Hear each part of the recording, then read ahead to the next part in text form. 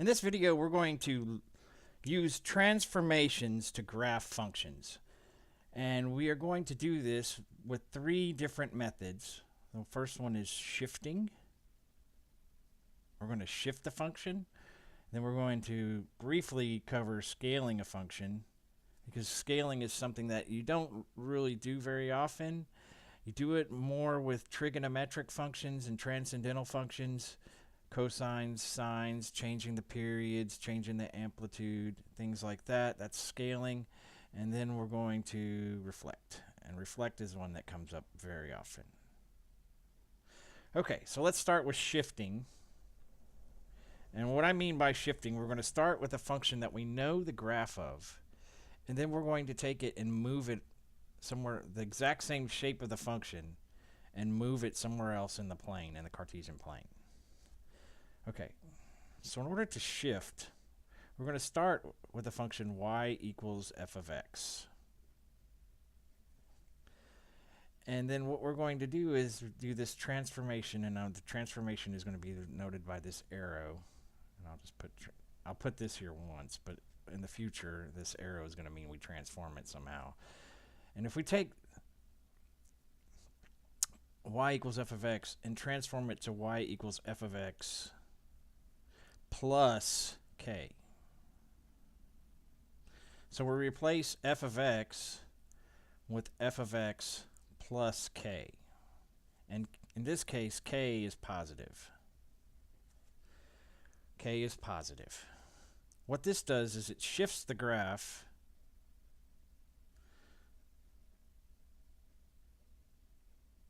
k units upward.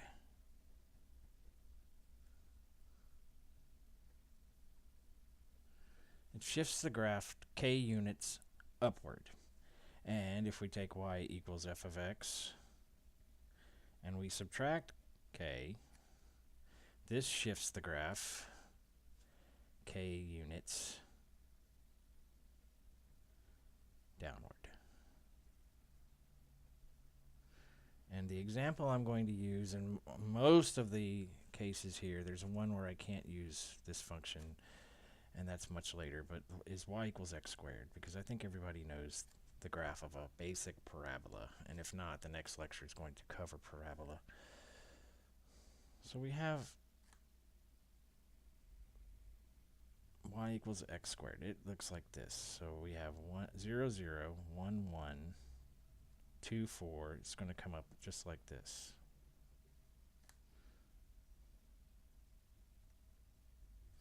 So without having to replot all the points, we can instantly find the graph of y equals x squared plus 2. Because what this is going to be this graph, except it's shifted 2 units upward because k is positive here. So we take the same graph here. Instead of starting at 0, 0, we start at 0, 2. And it has the same shape. Similarly, y equals x squared minus 2 is going to be shifted downward. So let's make the same thing. But it starts down here and goes up. Vertical shifting. So what if we want to shift horizontally? Let me scoot this up a little bit. Again, k is greater than 0. K is positive. K is greater than 0, positive, not equal to 0. If k is equal to 0, there's no shift. Can't equal 0, but you get the same thing, right? If k is positive, and we get we take y equals f of x, and we transform it to y equals f of not f of x, but f of x minus k. So we replace what's the input of the function with x minus k. Now, one thing that I want you to understand here, very, very similarly, when we shift up and down, the inverse is happening here as far as the positive direction. So this is negative k, and this is a shift k units to the right.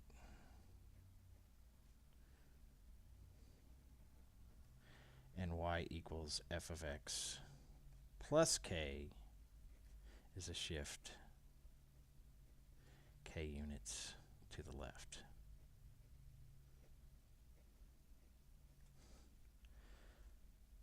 So one thing to notice that this is the positive direction and it's negative when it's horizontal. This is positive and it's upward when it's vertical. It's going in the positive direction, upward, when the sign is positive. When the going to the right is positive, but it's the opposite. You just need to keep that in mind because that's a common theme that's going to be happening between the difference of horizontal and vertical when we do these shifts. So let's look at some examples. I'm not going to redraw y equals x squared, but I'm going to graph y equals x minus 2 squared. So notice I replace all of x with x minus 2. So this tells me I'm going to take the graph of y equals x squared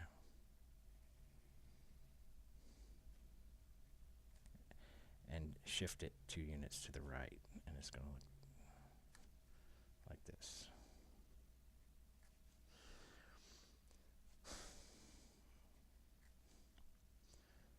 Again, if I make this y equals x plus 2 squared, it's going to shift it x units to the left.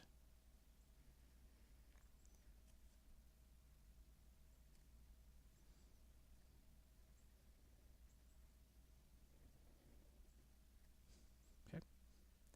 So 2 units left, 2 units right. You can do combinations of both. And the classic example of that is a circle, and I'm going to explain that in a minute so I can explain the transformation of the formula of a circle. But if you have f of x plus h, and we're going to say h is positive minus h. H and k are greater than 0. F of x minus h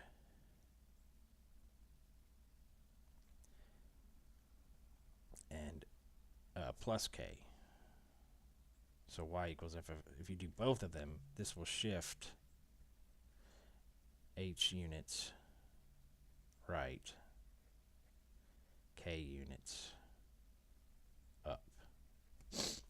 Okay, so that is the shifting formula. Now let's look at the circle, and I want to explain why the formula of a circle works according to transformations.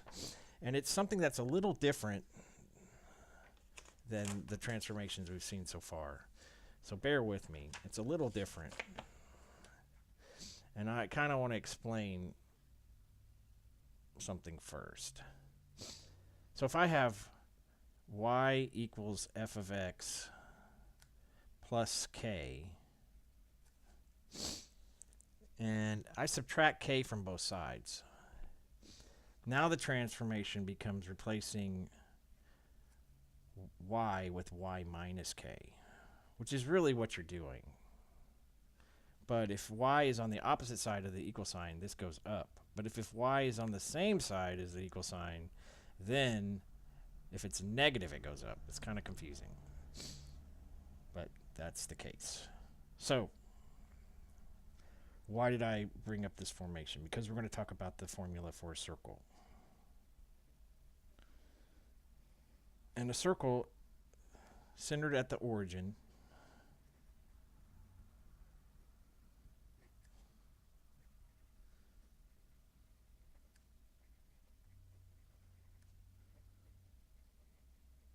with radius r, I'm not going to worry about the radius too much,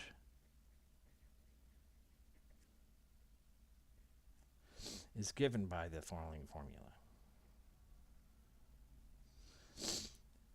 It's x squared plus y squared equals r squared. You should remember this from algebra. So if I replace x with x minus, and in this case h and k are greater than 0 again. If I replace x with x minus h, that's a transformation. That moves the center of the circle left and right. H units to the left or right. And I replace y with y minus k squared. So what this now gives the formula, this is now a formula for the circle with radius r, but centered at h comma k. Okay, so this is how this transformation comes about, and that's one example of transformations. Okay, so the next thing we're going to look at is stretches or scaling. And I'm going to just cover this briefly because this is something that you don't do too much of physically graphing, but I want you to mentally understand what happens when you're scaling. So if I have y equals f of x, and in this case c is positive, when I transform this to y equals c times f of x, this stretches the graph vertically by a factor of c.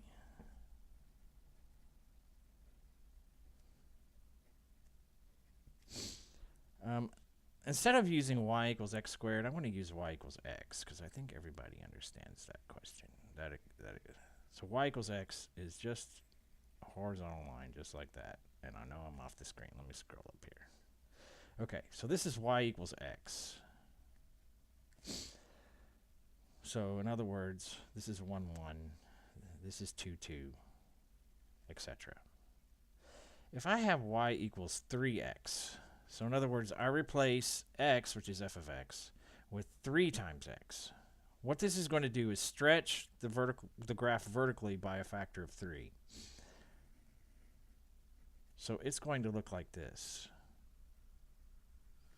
So here is one, it's going to come straight up like this. It's going to stretch it this way. Same shape, it's just stretched. Okay?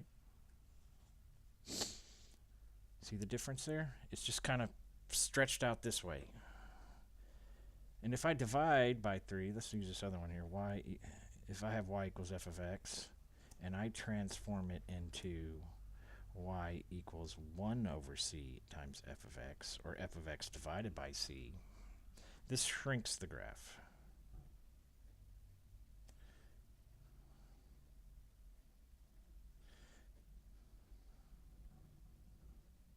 By a factor of c.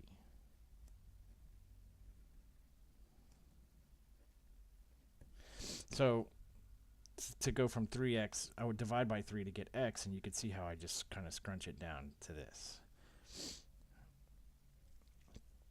In terms of amplitude, let's just talk about amplitude just briefly. If I have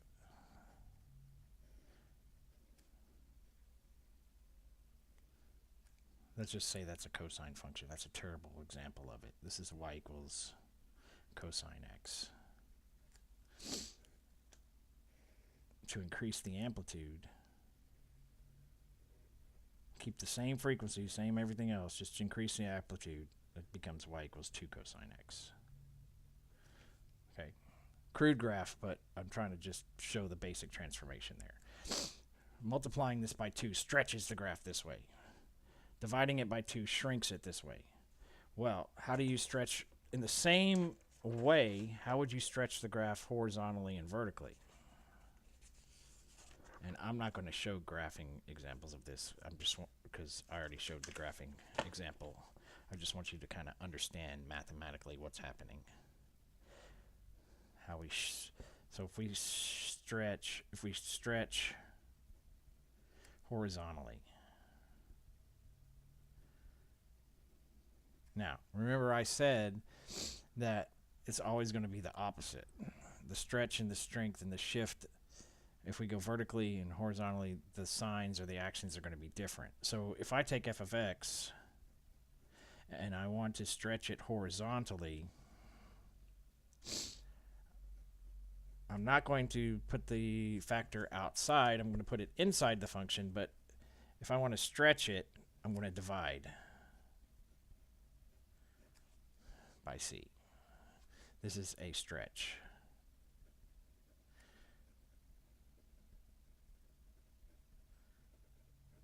And if I take f of x and I make it f of c times f of x, this is a shrink.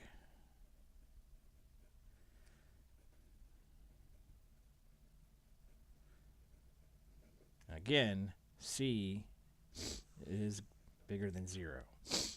So now what happens if c is less than 0? Then we have what's called a reflect.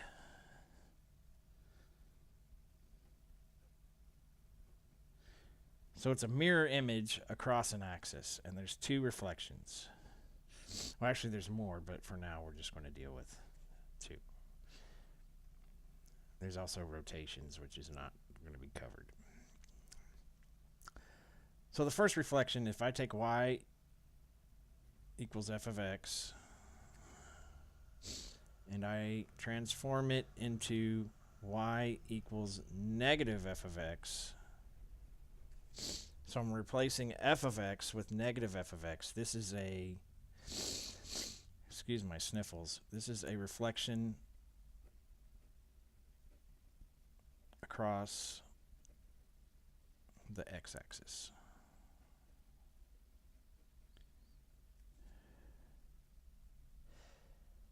This is a reflection across the x-axis. And the other transformation, of course, is to take y equals f of x and transform it into y equals f of negative x. And this is a reflection across the y-axis.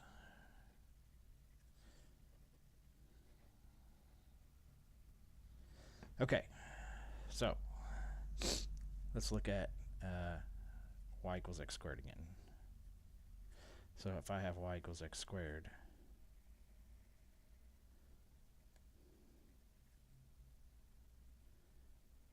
and I change it to y equals negative x squared, it's the same graph except it's reflected over the x-axis.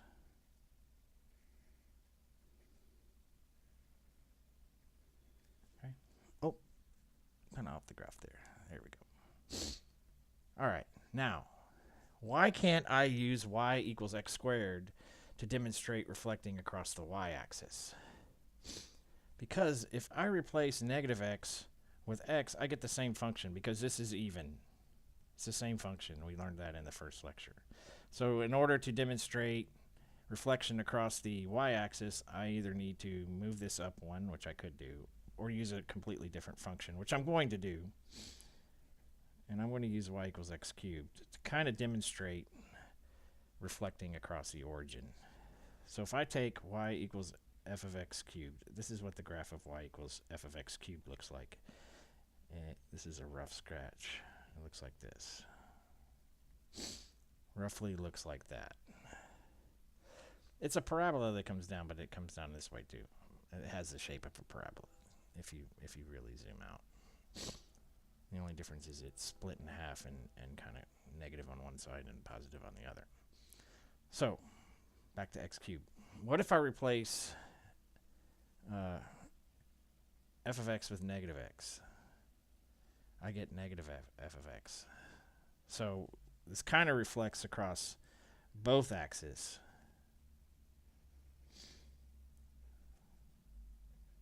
So y equals negative x cubed comes down this way and then goes down that way. It's smoother, but okay, you get the idea.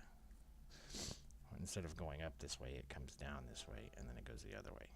But it also reflects across both axes because the origin, it's odd. It reflects over both axes because f of x, or f of negative x, equals negative f of x. So it's a reflection across both. That's what symmetric to the origin means. But let's look at an example. Maybe f of x equals x cubed plus 1, which is this graph shifted up 1. And I'm just going to draw it right here so we can see, since I did a decent job of putting it up here. All I do is just shift the graph up 1. What is this graph going to look like if I take f of minus x cubed? I replaced x with negative x.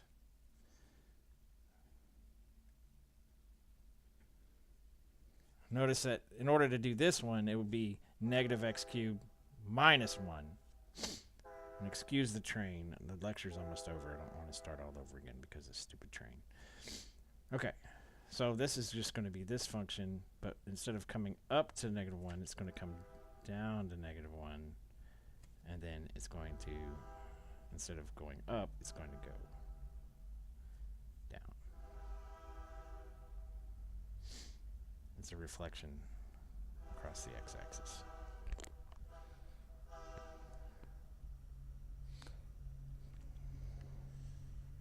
Okay, so that's going to, let me do a summary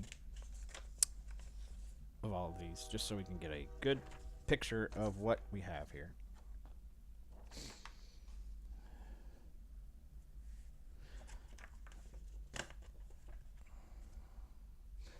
And excuse me while I set this up. Okay, reflections, transformations. And then we had shifts, and we have scales. And all of these are transformations.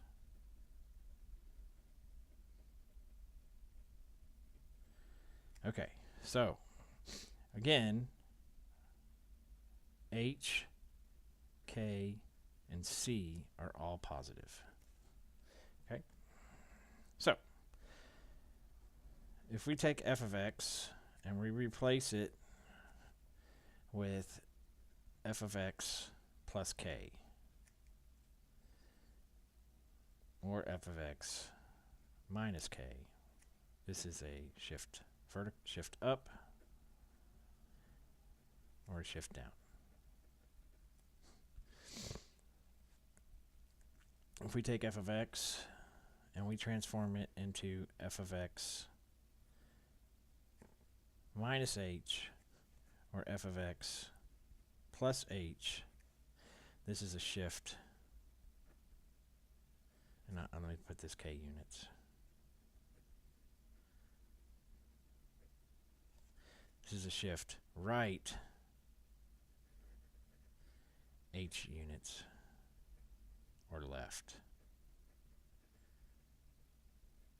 The big thing to notice here is that the signs are different for which way you go in the positive direction when you go horizontal and vertical. If we take f of x and we change it to c f of x, this is a vertical stretch.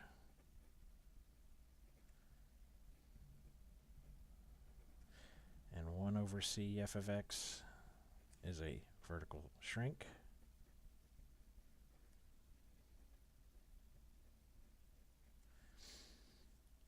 F of cx is a horizontal shrink.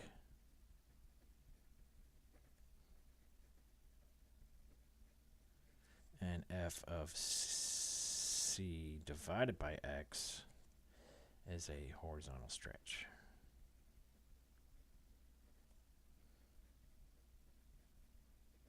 And finally, if we take f of x and replace it with negative f of x, it's a reflection across the y-axis. I'm sorry, the x-axis. If we replace f of x with minus f of x, it's a reflection across the x-axis. And if we replace it with f of negative x, it's a reflection across the y-axis.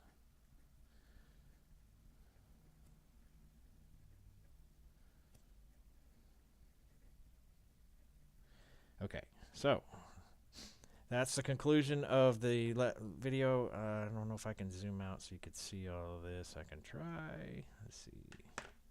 Zoom out. Nope, it's not going to let me zoom out. I can zoom in, but not out. So here's a summary of all of this, and I'll just scroll it down a little bit so you can see everything I just wrote. And I'm going to conclude that if you need any further questions, put them in the comments. Or if you need tutoring, check out the Facebook.